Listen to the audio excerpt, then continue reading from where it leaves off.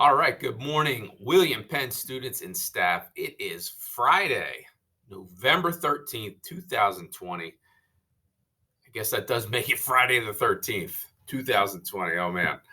At any rate, I come to you this morning. Just wanted to come to you this morning. It's been a little bit since I've come to you on video, but with the end of the first marking period this week, and we're moving into the second marking period, it's always the time of the year and time of the school year that I reflect a little bit. Want to share some thoughts, especially this first marking period and all that it has brought.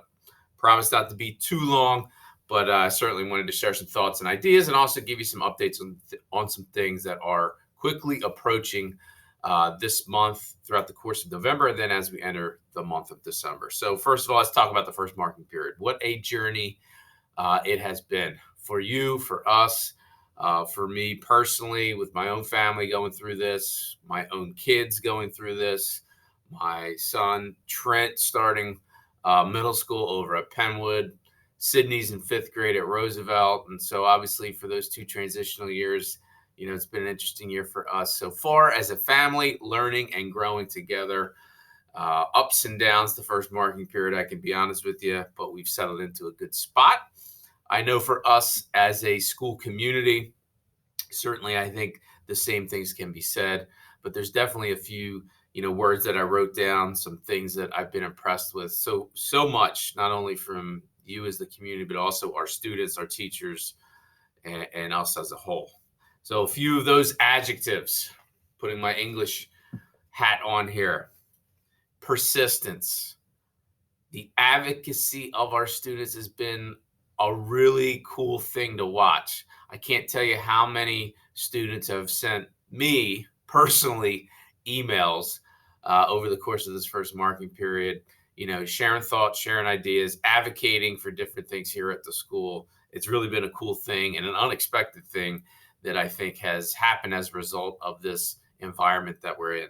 We're seeing students advocate for themselves. We're seeing them become a little bit more independent, and I'll be honest with you, I didn't expect to see that within my own son as he's been making that transition to sixth grade, but I've been impressed. I've been impressed to say the least. And so the advocacy of our students and also you, the parents, has been phenomenal and fantastic. I always say that to parents who I have conversations with, as parents, that's our number one job, right? We have to advocate for our own children. And certainly, I always remind parents when we're having those conversations, and we're talking about a lot of different topics, but those two things, persistence and advocacy of students and parents, has been fantastic and really a proud thing to watch as not only a principal, but also as a father myself. Everybody's flexibility, from parents to students to teachers, their grit, their perseverance, all of those things, I truly want to say thank you. I said that to our staff earlier this week for their efforts, their ongoing efforts, as everything continues to evolve on a daily, weekly, and sometimes hourly basis. But, those are some things that, I wanted to reiterate and thank you for this morning. We've continued to prepare for students' return on December 7th. As of right now, all systems are go until someone tells me and tells us otherwise. We are preparing as if we are welcoming students back on December 7th. So we've had countless meetings, not only district level, but certainly at the building level. We're preparing the building in all ways, shapes, and forms, from hallway markings to new signage, to new traffic flow, to rooms being rearranged, desks being removed, the work that's going on and on by our custodial staff and our teachers has just been tremendous. From installing, wall-mounted hand sanitizer throughout all the rooms, in just about every room in the building. Our safety protocols and procedures are ramping up, and certainly we are getting ready, like I said, for that December 7th return. Developing all new processes and procedures, and I know you've done a great job as parents as well, adapting and adjusting to these new things that we've had to do, from the absence protocols to, the contactless pickup that we've instituted, and it's moving well.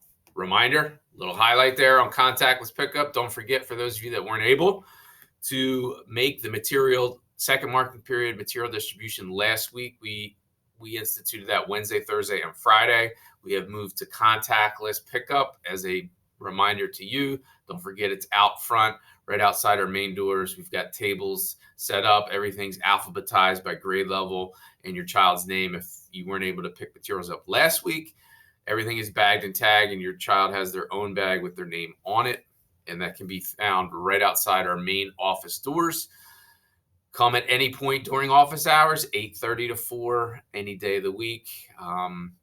As supplies continue to get picked up and we get to a spot where we can consolidate, we'll move those things into the interior lobby. But right now we've got a good amount, and so that's outside the main doors. So please, a reminder about that. If you can pick that up at any point during the day, 8:30 to 4 o'clock. Some things I want to highlight as a reminder: today, all families will receive notice of what we have on our records for your choice for the instructional model that you choose in the survey that the district sent out. So you either chose the hybrid model of instruction for your child for December 7th or continue to stay in the virtual model.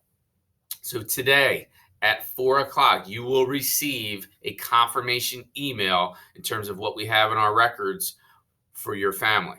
If there is a last minute change, or maybe there's a correction that we need to make, we may have it incorrect, and it's possible. I know a lot of families submitted multiple entries into the survey. We tried to clean that up as much as humanly possible. We made a tremendous amount of phone calls over the last 2 weeks. But again, this is kind of like the last chance for you as a family to kind of reevaluate that decision. You would have the opportunity to make a change. There is a form that's going to be connected to that email. If you are deciding to make a change for your family, for your child, please complete that form. The deadline is going to be Monday, November 16th. That's this coming Monday, 3 o'clock. So you've got the whole weekend to think about it. Submit any changes. We don't need to know if you're staying with your choice, just a change. Okay, so I don't need everybody responding to it to tell me what you are choosing. We just need to know if you're making a change. Okay, so you'll get that today. That's going to set us up for next week. Next week, as we move into next week, next Friday, a week from today, on the 20th, for those families that chose hybrid model, you will get your cohort assignment, either cohort A or cohort B. Okay, we've had to do a lot of work to clean those things up, as I put out in that email, because it's not only cross-referencing our class lists and breaking it down by the alphabet. A to L ideally is supposed to be A cohort. M to Z is supposed to be B cohort. But again, with those two things, we had to also cross-reference our feeder schools. So it got pretty complicated. Long story short, next Friday, if you chose hybrid, you will get your cohort assignment Friday afternoon, 11:20. That's going to also set us up as we move into Thanksgiving week, the short week. We only have Monday, Tuesday, half day Wednesday on the 25th. And then that pushes us all the way in already. It's hard to even say this and look at the calendar. I'm looking at the calendar right here. Pushes us into the first week of December. And two big dates to put on your calendar as save the date placeholders. Let me just double check the day of the week that they are. Yeah, Tuesday and Wednesday, December 1st and December 2nd. If all things continue to move in the direction that we are planning on, which is December 7th return, on December 1st and 2nd, we will have town hall meetings similar in nature to what we did prior to the start of this school year, as we were introducing and talking about all the logistics and details related to our virtual opening for this school year. So again, a lot of things coming over the next week, next 2 weeks. And I just want to check my notes. I think I got through everything I wanted to. Yeah, and then just final thoughts. I've been saying this to our staff a lot, kind of like a broken record a little bit, but as much as I say this for you, I say this for me. Although we continue to live in these uncertain times, right? Daily, weekly, I continue to remind myself and others that we control, right? We have complete control over our response to whatever the day, the week, or the month might bring. So I try to come to peace with that and remind myself.